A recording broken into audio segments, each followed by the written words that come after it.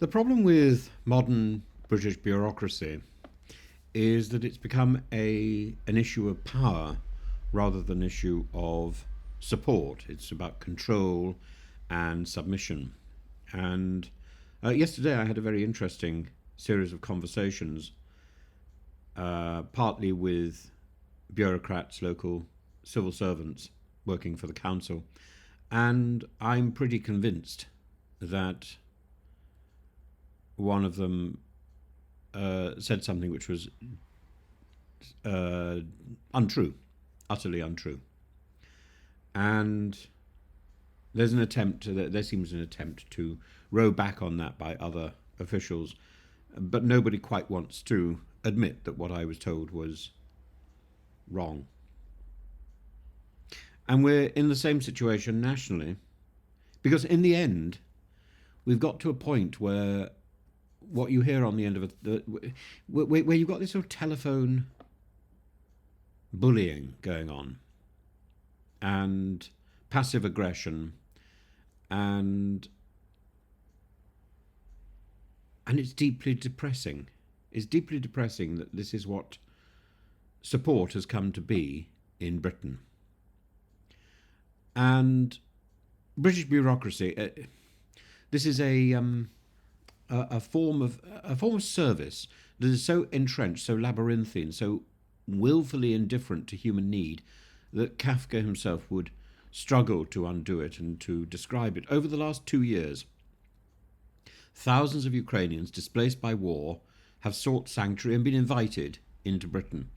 And they were met first with a warm welcome, and then with the cold administrative hostility that we do so well at the moment. And it masks inadequacy. It masks failure.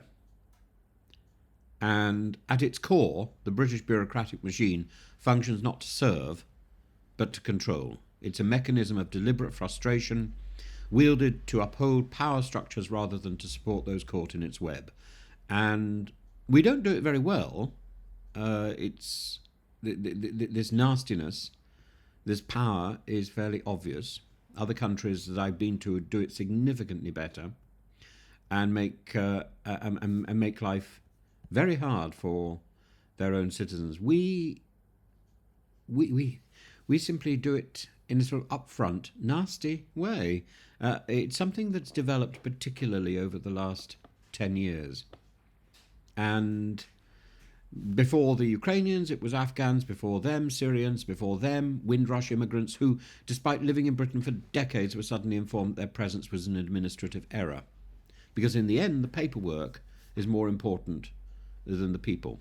Now, Antonia, a Ukrainian refugee, faces the same arbitrary barriers. For over a year, she lived on her sister's sofa in London, her life packed into suitcases waiting for stability. But Britain's immigration policies, laced with the poison of bureaucratic brinkmanship, ensure that people like Antonia are kept in limbo. Despite 70% of Ukrainian refugees wanting to remain in the UK, their future is anything but certain. And the government, which initially prided itself on its Homes for Ukraine scheme, is now quietly dismantling the scaffolding of support.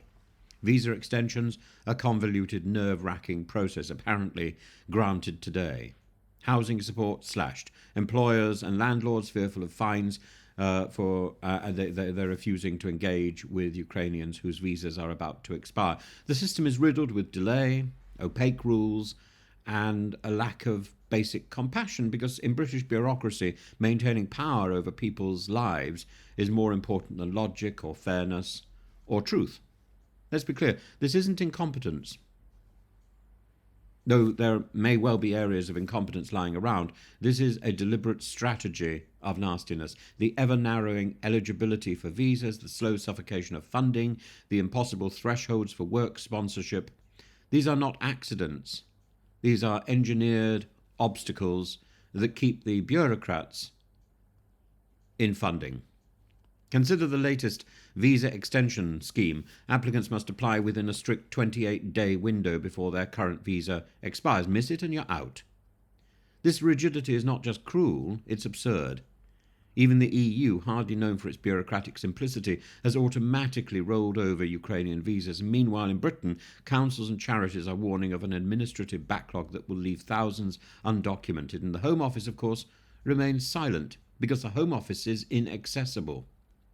And the story repeats itself. The same rigid, faceless mechanisms that left Afghan interpreters stranded outside Kabul airport now leave Ukrainian mothers unable to renew their tenancy agreements.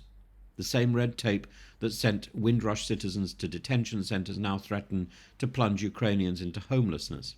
A bureaucracy, in its most malignant form, doesn't exist to solve problems, it exists to justify itself, to perpetuate its own necessity.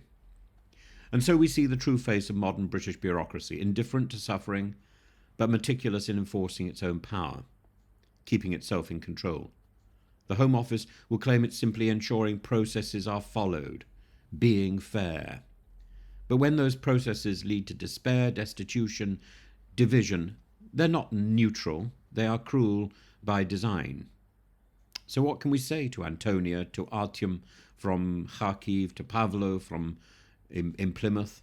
Welcome to Britain, where we will protect you from Russian bombs, but not from our own bureaucrats.